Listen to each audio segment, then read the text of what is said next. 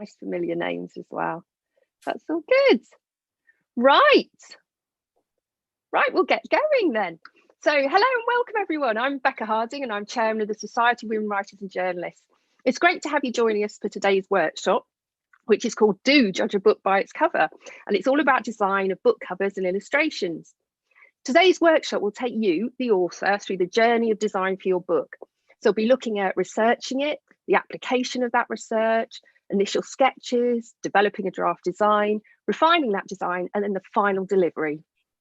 I'm really pleased to welcome our experts today. We've got Ginny, Vere, Nicoll and Tamara Hickie. Tamara is a partner at Studio Hickie, a design studio, and she is an experienced designer whose clients include the Olympic sailor Ben Ainslie. Ginny is an author and an artist with her website feelgoodbooksonline.com, which is beautiful, absolutely beautiful and well worth a look. It's gorgeous. So we'll have a question and answer session at the end. And if you have questions, there's a Q&A button at the right-hand side of the screen. So please post your questions there rather than in the chat box. So Ginny and Tamara, how are you? Are you both good? Hi, lovely to be here. Well, thank you for being here as well. It's great to have you on board. So, I mean, Ginny, how important is the cover to the author and the reader, more importantly? Well, I have to say I am passionate about it, partly because I paint and draw as well, and so I do my own covers myself, the illustrations, and then I am lucky enough to have a very talented daughter who happens to live just up the track between our houses. I should mention that they are actually related. So it is a mother and daughter. I didn't mention that in the intro, but they are mother and daughter. You may have noticed the similarity in the genetics there. I do realise how very lucky I am to have somebody who helps me with it, though, because I do know it's a hugely big matter, your cover of your book, which is like your baby. And when you give it into the printer, not only is this huge long manuscript, if you write fiction like I do, or doesn't matter what you write, whether it's children's stories, whether it's biographies, what have you, it is your baby that you give away to the printer. And so the book cover is all important. No matter what anybody thinks about it, people look at covers and it does draw your attention. If you walk into a bookshop, you notice covers. Now they actually say, if you can believe it, that 90% of women won't buy a book if they dislike the cover. Yeah, I believe that. I know that one, totally. So the book cover has to be able to draw you into the story or the fiction, non-fiction, whatever it is, children's stories. It has to be able to draw you in my opinion, as much as you possibly can to the content of the book. So that's what it's really all about. And I began very basically from taking photographs myself. And that works really well in today's world, actually, because of the digital processes, which Tamara will explain to you later, how much you can actually do with a photograph. Now, I started off, this is one of the first ones we did. I don't know whether you can see, it's Under the Olives. Some of you know it, but that was a photograph I took. And then Tamara managed to change the light and superimpose the girl into the cover as well. So we did that. Yeah, that's lovely. It's a pretty cover. Then I started doing the painting ones, and these are the paintings. And again, oh yeah, in my mind, the paintings had to be so much part of the story. It took me about 12 different paintings to actually get the painting that was in my head of the most important location in the book, and there's the Loch Island. Oh, that's pretty. I love that one. Yeah. And actually, it's absolutely fascinating how it goes on. I've learned such a lot about it now, because I do think we're now going to do the next book, which is really exciting. I might as well show you that as well before we get on to the intricate stuff. We've just started thinking about this one. Now, this is a novel set on the Estonian-Russian border. So if you can see, there's the front. Can you see the Ural owl top? The idea is to try and bring in a bit of very cold Russian forests, gypsy, Ural owl, slight threat there, gypsy caravan, and then you go round to the back. The same Ural owl, which is flying over the head of the gypsy girl, is honing in on the Russian soldier. Funnily enough, my husband put me up to the Russian soldier. I wasn't going to do one, but he said, no, I think you need it. And hopefully that brings in enough of the content of the story shown on the cover. And then when they read the synopsis, again, that's important. That's another matter you've got to bring, I think, as much as you possibly can into that synopsis as well. Yes, it's quite important to get those elements, isn't it? It's the content and the attractiveness to appeal to a target market. So if that's women, it's got to appeal to women, or if it's men and you're doing something factual, then that's a very different look again. Is that right? Absolutely. And location comes into it. That's the other market, of course, location. So one has to consider that, so that if, for instance, in this next book, part of my market is Scotland, because there's a large part about Scotland in the book, Swiss Alps and Russia. So I've somehow got to bring in those three areas, locations, into the cover if I possibly can, because that helps with the marketing, with the people who marketed at wholesalers in Scotland, or the shops in Switzerland, what have you. And I do think that's an important one to remember as well.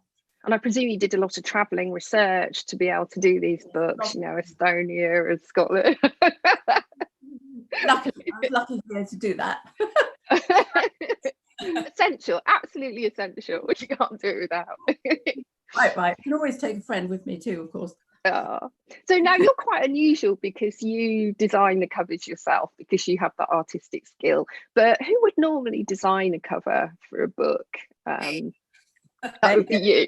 Yeah, so that is something really, when you're thinking about your cover, it's so important to think about, like you said, your target audience. So who is going to walk into that shop? Who are you aiming it for? Who do you want to look at it? Do you want, what age group are they? What are they going to be reading? Who are the competitors that you might be competing with? It's really important to think about. And your cover can be a photograph. It can be any medium you like, which is a really important consideration, because you might have taken a photograph that you think is amazing, and the designer can then take it and change it, like Mum showed you with the under the olives. Yeah, that was lovely. But if you don't have that, you could be asking, I actually happen to be an illustrator as well, so I could draw it as well, or we could superimpose it. If you want a very minimal cover, you might decide, I don't know, some of you might have seen the Margaret Atwood book that she did recently, which is very modern, and it's just typography, and that might be better for you. You might want a more minimal look. So you've got to decide how you want your cover to look in order to find your designer. And the best thing to do is to go into a bookshop and look and do your research and have a look around and say, oh, I can't bear those ones, but I love those ones. So that's the sort of thing that I want, and that would suit my audience. So you think following the fashion, I mean, there's two elements that sort of occur to me that I'm interested in your comments on. One is fashion and kind of what is fashionable at the moment. And the second is that quite often you see a book that's successful, like if you look at Gone Girl, wasn't there? And then there was a whole run of gone girl in a shop, and girl got lost on the way to school, and all these sort of gone whatever, but they all looked exactly the same, and almost interchangeable covers. Is that a good thing to do if you're looking to design, sort of find a book that's like it? It totally depends how you're also going to publish it, because you might be going with a publishing house who want you to have a certain look, and they have designers that will design it in a very specific look. But really, you know the best. I mean, Mum knows how she wants her book cover to look. She's very lucky because she's creatively minded. But the most important really is, in an ideal world, the designer will read the book, but that's not going to really happen, because they just don't have the time. And so they won't know, and they won't know what is in the book as much as you. So you need to go to the designer with a brief to explain what you want on the cover. The clearer you are for the designer, the better it is and easier. I mean, equally, you can say to them, I don't have a clue, can you just do it? But it depends on how you want to be involved. Most people want, this is quite the fun part of design, so they want to be really involved with the process. So Yeah, research is your first port of call. It's so important to research your market and what you want. And it's the same looking for a design studio. If you find designers, then look at their websites, look at what they do, because it's the same as looking at pictures. You're going to like some, you're not going to like others. It's not going to suit your style. So it's the same with the book covers. It's completely, everybody's so different in what they like. So really, it's up to you how you have your cover, and the designer will have a very clear opinion because they have a very particular style on how they want to take it. Right, and because Ginny, you do self-publishing. These are self-published books, aren't they, rather than go through a publishing house? They are. Funnily enough, I'd be really interested to hear from anybody when people want to sort of ring some questions in, as to what is actually available from a publishing house, because I understand they have their in-house teams. Now, I've heard from various things about that. In general, they seem to want to use their own teams, what their own teams really want to use. And I worry for authors that they have enough choice, because always have to remember it is your book, and you should be able, no matter who the publisher is, no matter how big and how famous they are, you should be allowed to have your cover as you want it. And I don't know quite how much you have to go along with what is suggested by an in-house publisher, for instance. And I'd be very interested to hear some feedback on that, actually. Yeah, that would be interesting. And I think these days a lot more people, I mean, it's becoming much more standard for even experienced writers to self-publish, because you save on actually having to share it with a publisher and just getting that tiny royalty payment. So you're getting a lot more money out of it. And we've got another session coming with somebody who's going to talk about self-publishing on Amazon in a couple of weeks.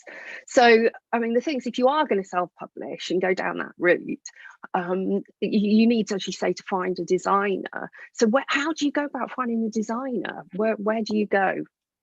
Like, I get up in the morning, I want a designer. What do I do? How do I choose?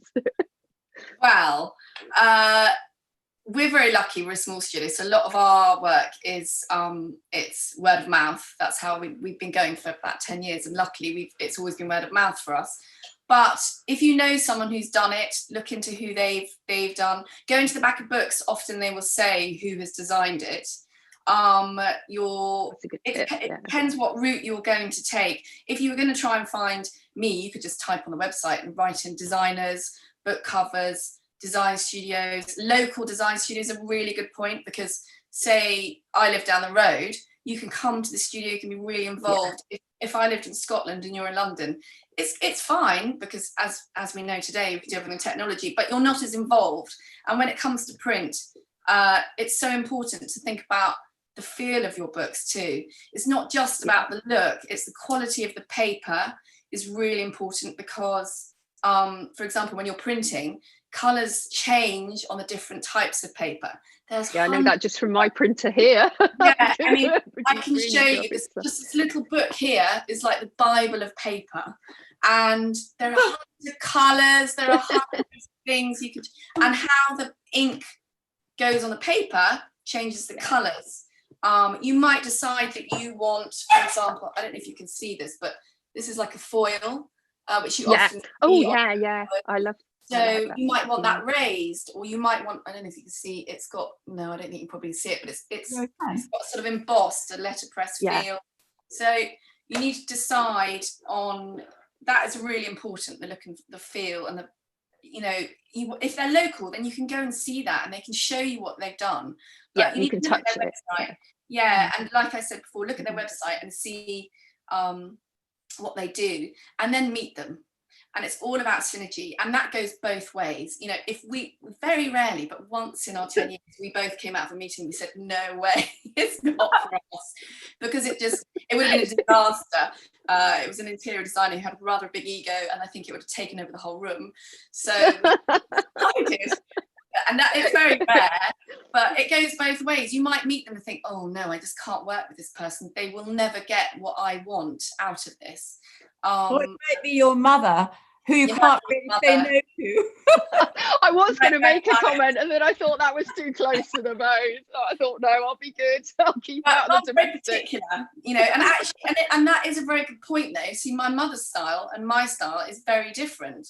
So you've got to get someone who can do both. You know, you might like, for example, you know, this is a very modern brochure that we've done, which is a completely different thing to my mother's style, which is more traditional and more traditional typefaces and layout. So you've got to have a designer that is also really versatile to what you want, but not just a one-track pony, because you will only get that design. You won't get anything else. And as much as I'd like to say, designers have a very particular idea of how they want to do it, but you've got to be able to say, this is how I want it, and I'm not happy with what you've done. And they've got to be able to change to that, not just like this is what I've done and this is what you get, because you know, it's, and I suppose it's also about a balance, isn't it, between taking advice from your designer, because clearly you are paying for their expertise in using them, but also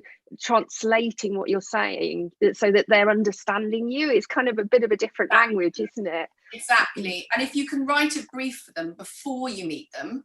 So before we meet, if I was meeting you, I would send you, we have a questionnaire we send out, which just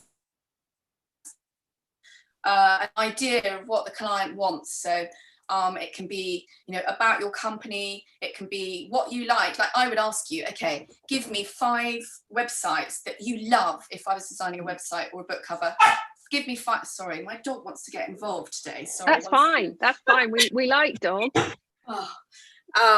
Book covers, I would say to you, bring me 5 book covers that you love and you think, gosh, this is what I would love. But also bring me 5 that you literally can't bear and you think they're the worst thing you've ever seen, because that's really helpful for me. I'd also ask you, you know, tell me some brands that you like. It doesn't have to be to do with book covers. It can be a completely different thing, because it gives me a really good insight into what you like. I obviously know my mother well, so that's quite easy for me. I know her style. She's not going to want the very modern look. That's just not her. She might surprise you. Don't prejudge. Yeah. So that's really important. If you can educate your designer to what you want, that is a really big step. If you go in blank, well, they're blank. Right. So when you come for that first visit, does your manuscript need to be finished, or, you know, are you bringing your full book with you at that point, or is it something you do at the end of the process, or can you start doing it as you're writing? Yeah, so I can't just start designing until you can have all the conversations, but I can't actually get on and design it until Mum has finished the whole book, because when you design it, you design the front cover, it's all like a flat layout. So if you imagine that you take your book and you go like that, I'm going to design it like that. So I design the front cover, I then design the spine, but I can't design the spine, so I don't know how thick that is going to be and the size of the whole thing until you've finished your pages and you've got your final number of pages, so that then I know the sizing. So I can't actually get onto it until it's completely finished, and you can't produce or print it until that moment. So I suppose, Ginny, you don't start your art until you've really finished your manuscript, and then you sit back and think what's going to reflect the content. Is that right? No, I can do the pictures. I can do the paintings like these ones I've done. I can have that done. But it means that she can't size it and put it together until she has that final spine count. Because the worst thing, the easy part is writing a book. But actually, the time it takes from when it goes into the printer, with endless amends coming backwards and forwards, with the laying out, let alone any errors, setting out on the page and everything, all this, it takes a very long time, and it goes backwards and forwards a lot until you get to that final point where it's done, finally given the go ahead, and then Tamara goes ahead and can do the cover. But again, I'm terribly particular about that, because it's the colours. You also have to get, don't you, Tamara, you explain about that, the difference in the materials and the way of actually printing the covers to keep the colour that you, in my case, because I paint them mostly, I need to make absolutely certain I've got the colours as fresh and as clean as the picture, which is sometimes not easy. So all that can take a long time too, but she knows, of course, Tamara knows all about the different ways of actually doing that. But you're right, it all has to be completely finished to actually have the cover design also finished. Right, and then do you do the text set out as well, if somebody came to you? I won't do that. So that's not, that's a completely different setup, because we're a design studio. We basically design everything. That's publishing layout. So that depends on your setup. So that's something really important to think about when you choose your design studio. Also, will they do the print management? We will design everything for you. We also will print everything. So that means once you've finished your process and you've got your final design, I will artwork it, which is a whole nother process to make sure it's in the right place and everything looks right, and the colours.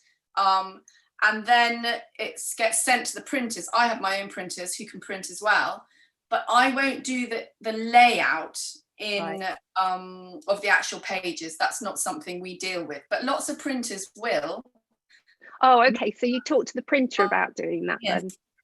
You see, I'm lucky, because I, like Tamara, I'm lucky enough to find a very local small printer, but he's got a lady in there who is absolutely fantastic in laying out the content, and she's so good that she will pick up on a missing speech mark if it hasn't been properly proofed for any reason. And no matter how well you edit and have a book proofed, even a bestseller, I still will find little tiny errors in it. It's very, very easy to miss something. And so that part of it is terribly important. And that also is very, very time consuming, checking that out, getting that done. But I'm lucky today, but you do need something. And Joe, on your next interview, he will explain a lot more about that too, about the actual laying out, because he's actually brilliant at it. He's somebody that does that also. Oh, no, that'll be really good. So we'll let everyone know the date for that. So, so in terms of, you were talking about the kind of colours and the way that you make it look the way you want to do it. So there's a different kind of mediums that you use. Can you talk to me a bit more about sort of mediums that you can use for book covers? And so you can there's so many different options. You can do photographs, you can do illustrations, you know, you've got things like this, so you could have a drawing on the front. What is very important to consider when you do a book cover of any type is the space. So Mum showed her painting that she's done for her most recent cover. I don't know if you want to just pick it up. So I can see as a designer straight away it's a brilliant picture, but I will have to create some space in that for the typography, because at the moment there isn't that much space. So you probably fade it, wouldn't you? Wouldn't you fade that a bit in the middle? I might fade it. I might move things around because I can Photoshop things. And then that's the back for a synopsis. And that's the back, which is great. And that's something really important. You see, it's got space. So at the top with the where the owl is, I can put the synopsis. So that's brilliant for me. If you've got a very busy picture, it can be really hard to put the copy on the front. So when it comes to titles, for me, if you give me a short title, that's amazing, and I love it. If you give me a long title, you get a discount for a short title, do you? Yeah. You know, actually, Mum quite likes a long title, which can be quite. I know. Because that's training. You need to train her better. I know. I need to be strong and say no. But you know, a shorter title is much easier to set on the back. So think about photography. You've got illustration. If you think about illustration and you can't draw yourself, which is not something my mother ever has to think about, you also have to think about copyright. So if you get someone to draw or paint, you need to look into copyright. It's really important. It's the same with photographs. You can't just take a photograph off the internet and print it because you'll be done for copyright. That's such a good point. You have to have all permission. It's the same with illustration. And, you know, there's really three things to think about with illustration. You need to think about a license, which will come into contracts. So how long do you want to use it? Royalties will happen for the illustrator. The usage you're going to use, you might have other things you want to brand it on, cups or whatever it might be, pens or notepads. So you need to think about copyright. That's a major thing if you use illustration. But someone will be able to guide you through that when they take them on. That's so interesting about then if you've got a book that because I know Ginny does this because she has her lovely little dogs and they're so cute, so she does a range of cards and other things, so you're getting income as well from selling the things off the back of it. So, and the designer will always keep their copyright. So you need to, you know, do you have you can get a perpetual license, so you can have it forever, but the designer will always keep their own copyright. But they give you permission to use it, and it also means you can keep your costs down, because if you ask for full copyright, the cost will go massively up. But generally, you know, I do things and I just let people use it for as long, you know, we have it written down, but make sure everything is written down in a contract or by email. If you don't, then you can really get yourself in a bit of a situation. It's really important, which I'm trying to train my mother about. I'll come back to contracts in a minute, and also to the brief, because I quite like to talk about what you put in those because they're sort of documents that'd be helpful to talk through. But in terms of photos, you can help source photos though, can't you? When you do the design. Yes. Yeah, and there are lots of options. There are Getty images, you know, you can get, so for lots of projects, people buy photographs they can be from £30 to 500. And again, that comes down to usage. So some people give their license for usage. Most of you will probably be below the line advertising. So that means brochures, book covers. Above the line means big billboards and, you know, huge advertising, which costs you more money. But you can also get free photographs from some amazing websites that I use. One's actually called Unsplash. I'll give you that little tip. And it's really good. It's completely free, and you can use the photographs. So that's really, or you can take it. You can take the photograph, just make sure that it's high resolution. Designers always need everything in high resolution. So if you've taken it on your phone, a little picture, and it's a bit blurry, it's not going to work great. It's not going to work. So my children's encyclopedia of photographs is not going to be appropriate. And that's actually a really good point. Always remember, for print, you have to have it high resolution, or what happens is it's called pixelation, and it comes out and it's all blurry and it's not very good quality. So that's a really good thing to remember.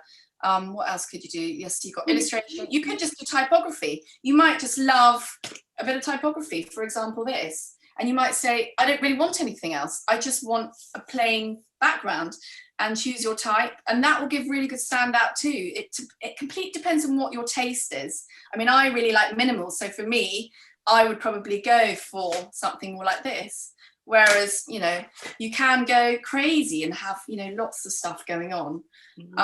It's completely. And again, it depends on the target market, doesn't it? Yeah, exactly. And do you also, Tamara, I mean, if you were doing it, would you also do what you do for me is you do bookmarks? Yes. And you could, you know, things that would advertise the book, use that book cover illustration like you do for me. Would you also do that? Yeah.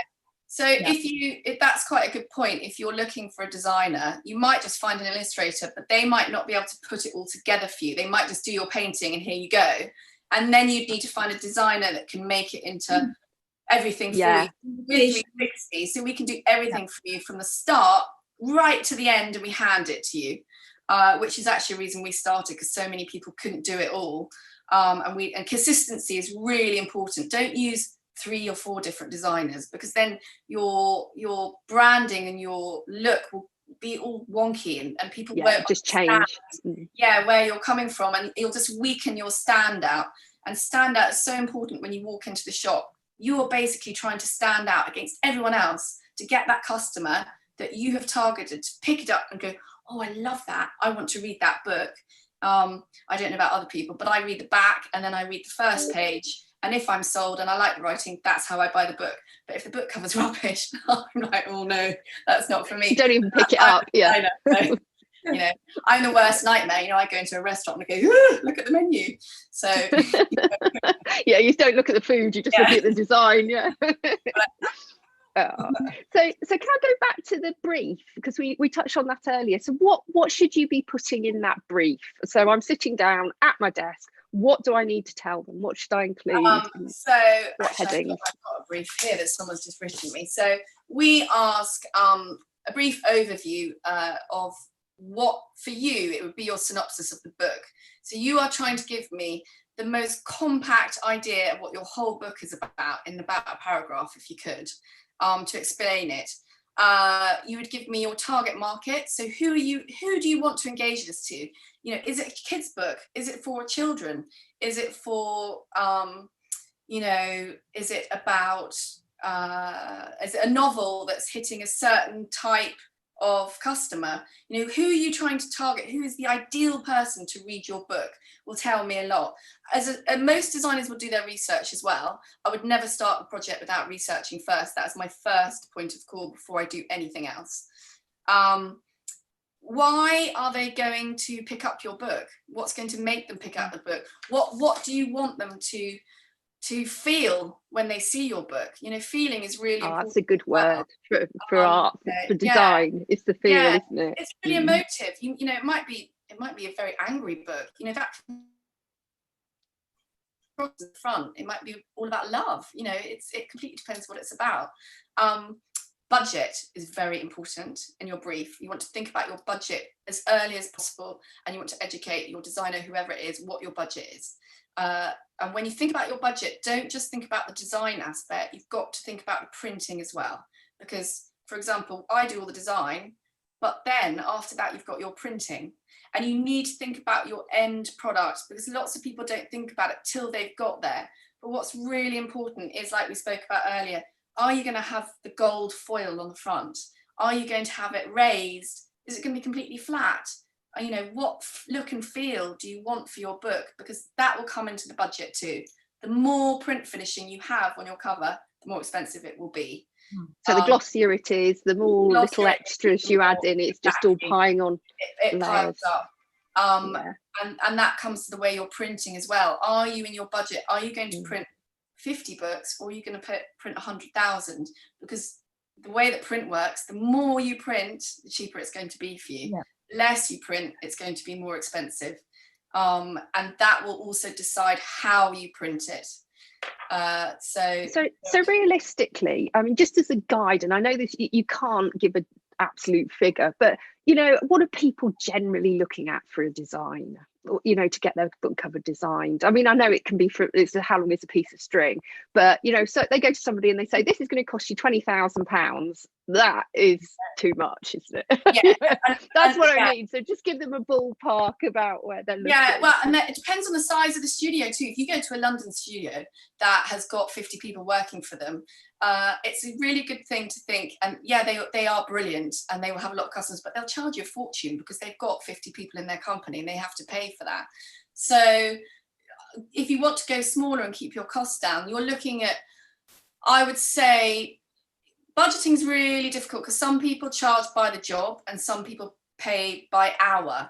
So if you're paying an illustrator, they're going to be on top of your design fees. So if you want a drawing, that will be on top of your design fee. So, I mean, it could be from 500 to £1,000 at your cheaper end. It completely depends on what you want and your cover. Yeah, no, I get that, but it's a good guide, because if somebody goes in somewhere and they're quoted 8,000 or something, you know you're being done. that's I would say that's too much, and I've been in the business for 20 years. Yeah, exactly. And I think people who are naive buyers of design can easily get caught out. I mean, I know in my day work, I see people getting caught out because they don't know how much this kind of work actually should cost them. It's quite hard to find out. So sorry, Ginny. So the other thing, do remember, we were talking about the other day, is Tamara was saying that if you go to a fairly big company, you've got to make sure you know who is going to be designing your cover. Yeah. Because when it's a big company, it could be somebody doing this, somebody doing that, handed over to somebody else completely different. And so you need to know who and be able to speak to that person who is actually going to do the work, don't you? Yeah, that's a really good point. So we actually started our business. That was one of our first core values, because I used to work in big companies in London, and I would go and meet you and we'd have a really good rapport, and I'd go, yes, I've got all these ideas in my head for your book cover. I'd then go back to my agency. I wasn't doing it. A much younger person would be doing the artwork for me. And that's fine, but it's just, for me as a creative, I wanted to be fully involved because I knew what that person wanted and I had that rapport with that person. So we're small, and the reason we do it is we do everything. So we're 2 creative directors from London, and that's why we do it, because we want to be involved and do it. We don't want to just be signing the papers. And that's a really good point, to find out who is actually going to do it, because it might not be the person that you feel you had this rapport with, and then you can use what you wanted. So, yeah, and also when it's your book, it's so personal that you really want to feel that it's that person that's designed it, because it's such an emotive thing, your book. You know, I know. We lose mum for months with her babies, her new babies. Oh. So that's that. We talked about the brief, and that was a great outline, really helpful. We talked about the kind of costs they should be looking at.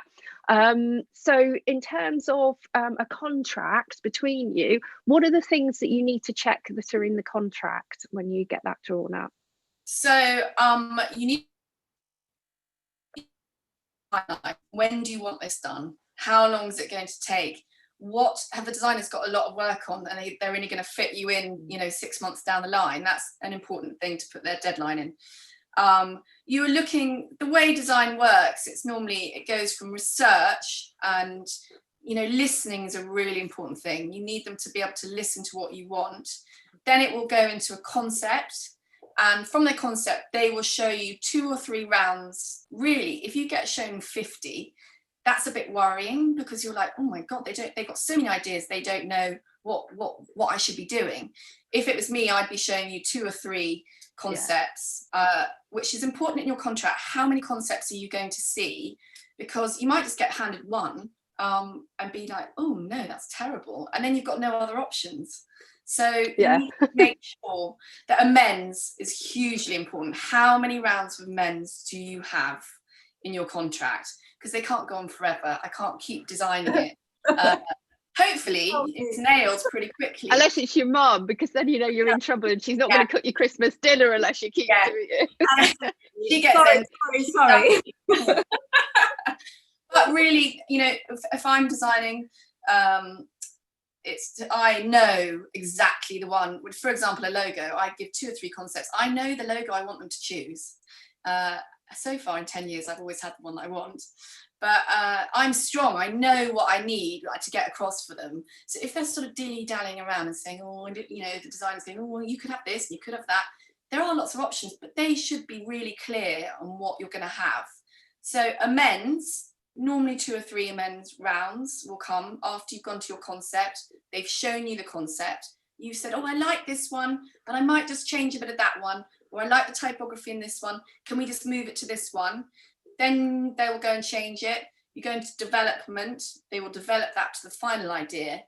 You've had your 3 rounds of amends, and then it's a question of printing it and how you're going to print it, and the final artwork files. So that will all be in your contract. It's really timing, budget, and amends are your 3 things to really look for. And copyright. Exactly. Copyright. And actually timing, if I can just say so, timing is really, really important. And I think one of the main things is when you get to the point the book is ready to be printed, you must allow masses of time before you book that book launch. Plenty, too much time.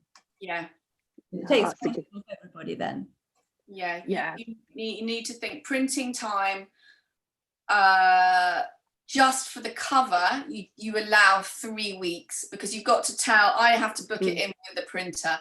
3 weeks is safe. They will generally, because I have a good relationship with my printers, they'll get it to me for a week 2 weeks, but it also depends how you're printing, how many finishes. If you're doing a foil or an emboss, they need to let it dry and then they do another print process. If your print process is really important, you know, are you going to print digitally, or there's something lithographic printing? They're the two main printings. If you're doing a small run, you will print digitally, which is much quicker. It's a bit like printing your printer at home and pressing go, and it's done with something called toners, and so it's a much quicker process, but your colour's not as good. So for example, Christie's will print, for their auction houses, will print lithographic, because it's basically, the difference is wet ink, and they make plates and they print it off the plates. So that is more, if you're doing lots of finishing and then much bigger runs, the 100,000 run, they will do it lithographically because it's a big run and they can keep your costs down. The setup is more expensive, but in the end, it's a bigger run. Mum, for example, prints digitally because she does smaller runs so she can keep her costs down. But you have to remember, your colours will never be as good. You know, you will never, what I print and what I produce in front of me, or what I draw, will never be the same on screen. And it will never print quite as clearly. It's just not, unless you do lithographic. So you've got to remember, digitally, it won't be as clear. It'll be a slightly more smudgy.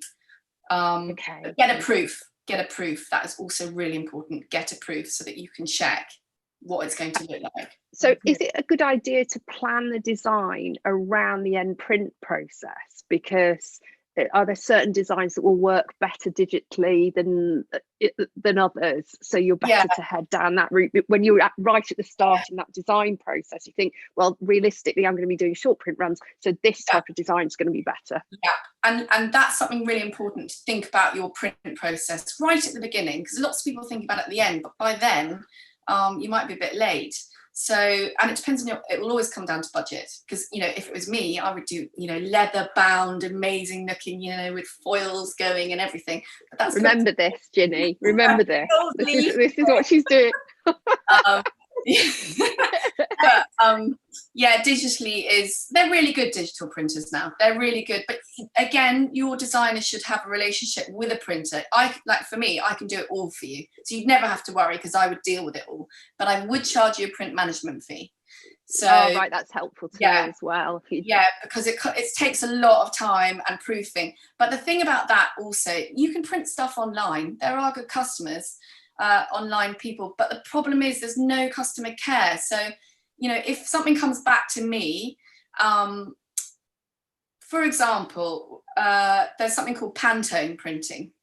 So let's say you came to me and you said, I want a red cover, and I just want this red cover, and I want a white illustration on it, and that's what I want. So then, if you want a particular Pantone colour, it's a bit like a Dulux paint range. There's a whole, I can show you one, but there's a whole the book. Colours, and so I can say, okay, this is the red we're going to have, and I will show you, and that is the red you'll have if you choose a Pantone colour. But it will be printed litho, because you know you have that letter. You know they will get that specific one. And if I'm dealing with it and it comes to me and it's not that red, I will go back to my printers and say, no way, that's not the colour that we've paid for. Go back, redo it. And they will. If you're printing with someone online, you won't have that customer care. So you might get it and be like, oh, that's not what I asked for. But you won't be able to do anything about it, because you've had no position with the printers, because it's all online and there is just no customer care. It's cheap, but you don't, if something goes wrong, you can't deal with it. Nothing you can do about it. And digital printing, if you do want a specific colour, digital printing won't be the way for you, because you can never print that Pantone colour we talked about digitally. It won't come out, it'll come out a bit smudgy. Right. That's a really important thing to think about if you're very colour. So that's interesting that you can go to the, sorry, Ginny. I was just going to say, having said that, and funnily enough, I mean, I was worried when I started doing my own paintings. I was really worried about how the colour of the print was going to come out. And do you remember we had a lot of trouble with the coldest night of the year, I think it was, because to start off with it came out, I don't know whether you see, that one's quite bright, but to start off with, I don't know what they used, but it was digital, wasn't it? Because it came out very grey, very dirty grey. And if you paint, that's one thing you don't want. You want to have it clear and fresh, particularly for a book cover. And so they put it through another process, didn't they? Do you remember? Yeah. What was that then? They just use a different paper. So like we were talking earlier, is that you can use a cheaper paper, but the ink won't sit as well in it. Yeah, okay. And that is, so again, that's a really important, you need to have a relationship, or the designer does, with your printers, because then you can go back and say, I'm really not happy with this. Can we up the colours and the saturation? Whereas if you don't have that relationship, you wouldn't have had that choice. Yeah, so that opportunity to question. Colour's really important. You know, I'm a complete stickler when it comes to the print process. And of course, that's something that the expert, like you as an expert, can bring in, because I wouldn't know that that could be done. That's the thing, is that just sort of buying it myself, I wouldn't know that. Whereas you'd probably be more. I mean, you don't even have to print the colour. You can choose, like I showed you earlier, this crazy book. You can choose this amazing red. So that brochure that I showed you earlier, this one, that is not printed colour, that's a paper. So, you know, you can do things and keep the cost down by choosing this amazing paper, and then you could print a white illustration on it, which would look amazing as well, but you've kept the cost down a bit. And you don't have to worry about what colour the print is. There are so many options. And, you know, you can do really simple foils, you know, that's just as effective. That's really nice. I mean, the cut, you know, if you're into, you know, look at the things you can do. It's so much fun. I want to play with it. The thing is, people start like that book, it's like a craft book. Oh gosh, you're giving me so many ideas. Be quiet, will you? She's going to really regret this, isn't she? There are so many options, and just make sure you ask for those options, because people often don't. I mean, I'm really passionate about what I do, so I get completely overexcited and won't be quiet. But as you can probably tell, but you know, just ask for these options, because you're in control. Just ask people. You know, sometimes people aren't brave enough to ask, and people in the industry forget. You know, I forget that I know much more, and I forget to tell people what there's out there. You know, so just ask the questions, because there's so many options to keep your budget down too. There's so many options to still you can look amazing, but you just do it really simply. Yeah, no, that's brilliant. Well, are you happy to go to some questions now?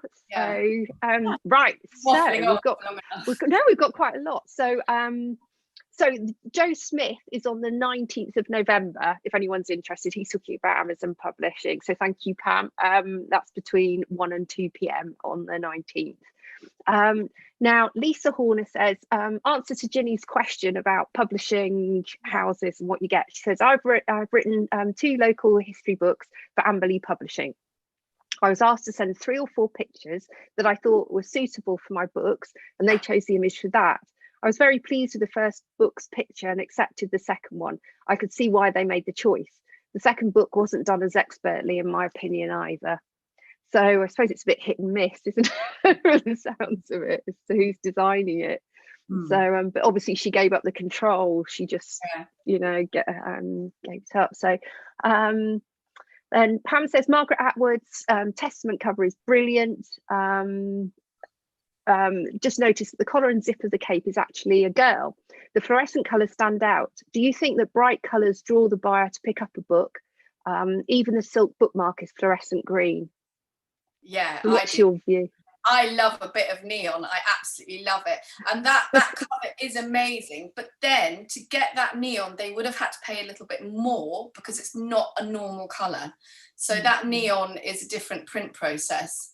So it's a very simple cover, but it would have cost a little bit more, because they would have had to use the neon color. But yeah, I love bright color, but you know, it's not everyone's bag. It depends completely on what you want. And I think bright colors are really good for standout, which is why a lot of sale signs are always neon.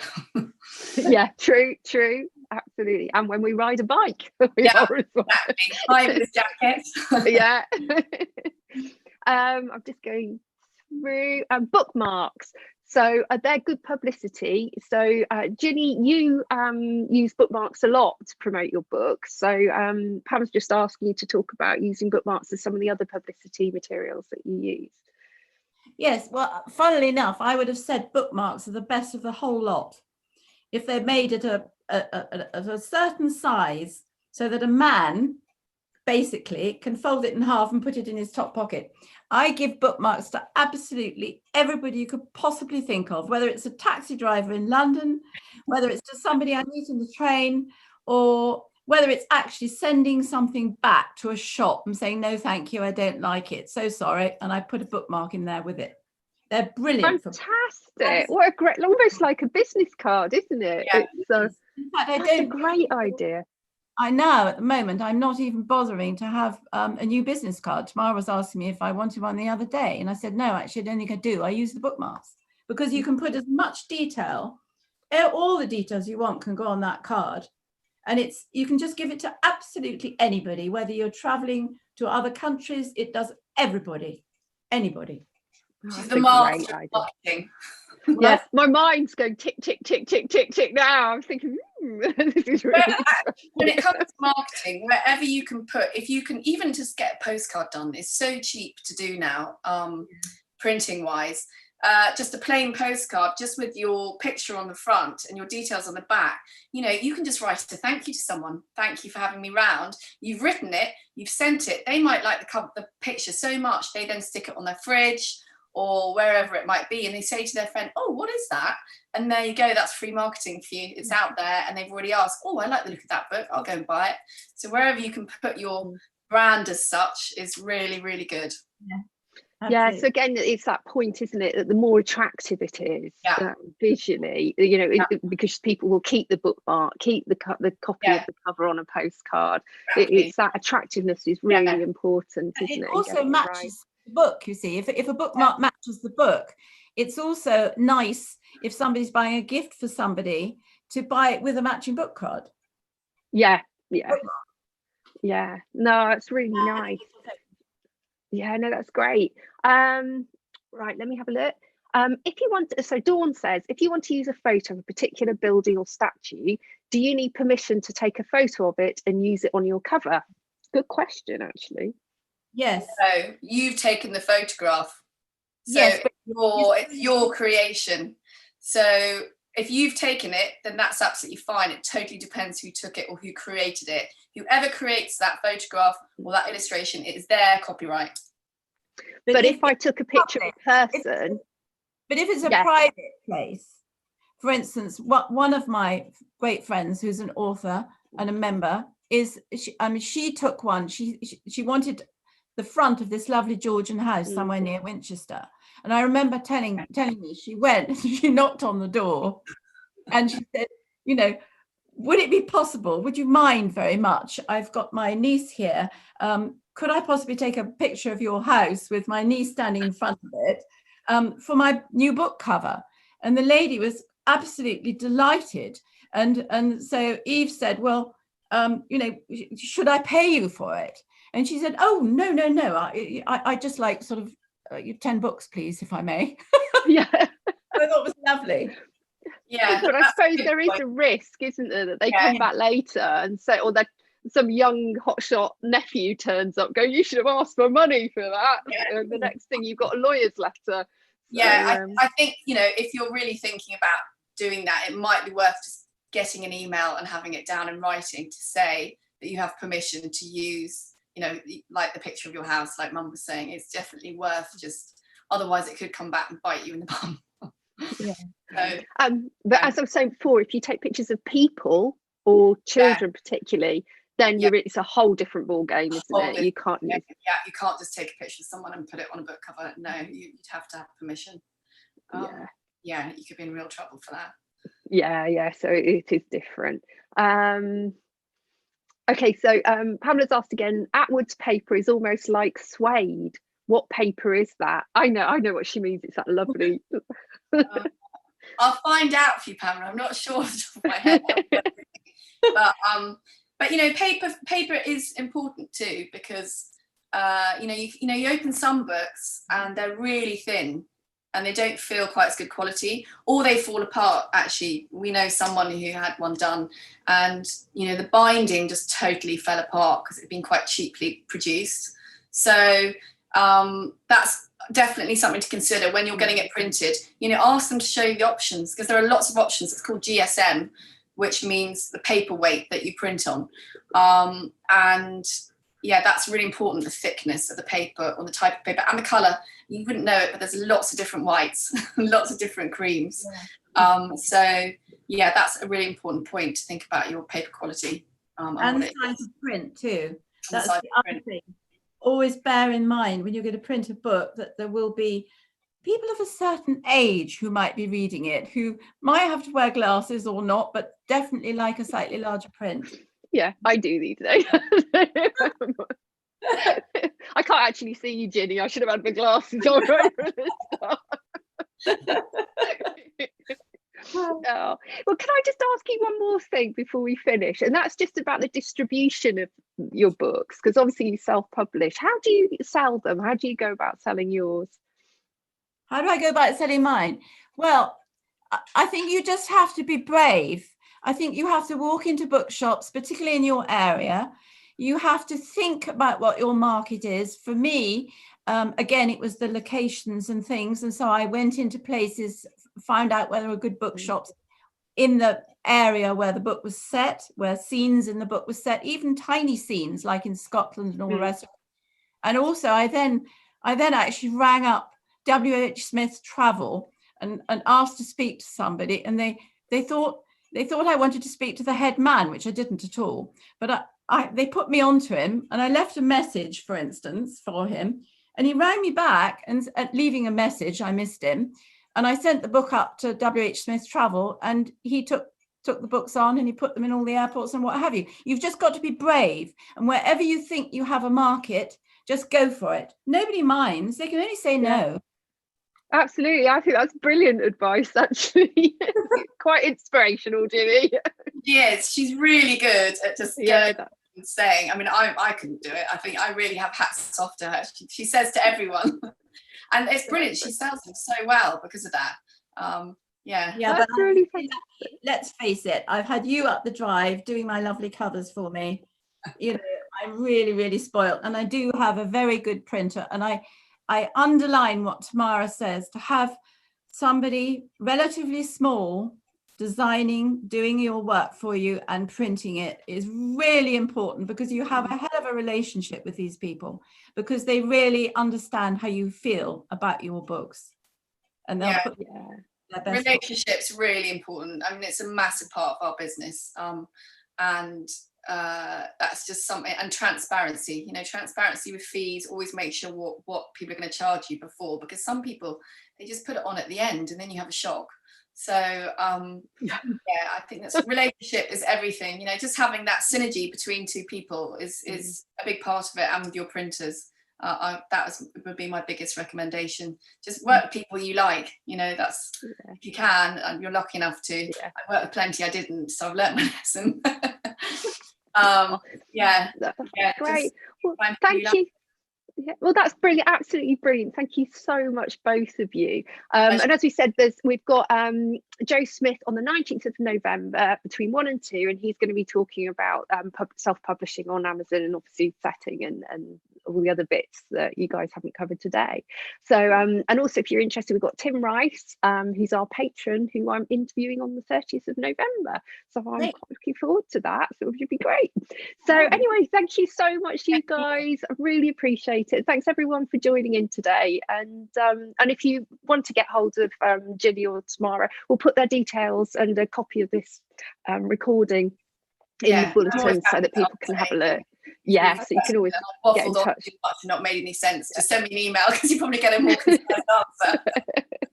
No, that's brilliant. Well, thanks ever so much. I'll see you guys soon. Goodbye, everyone. Bye. Bye. Bye. Bye.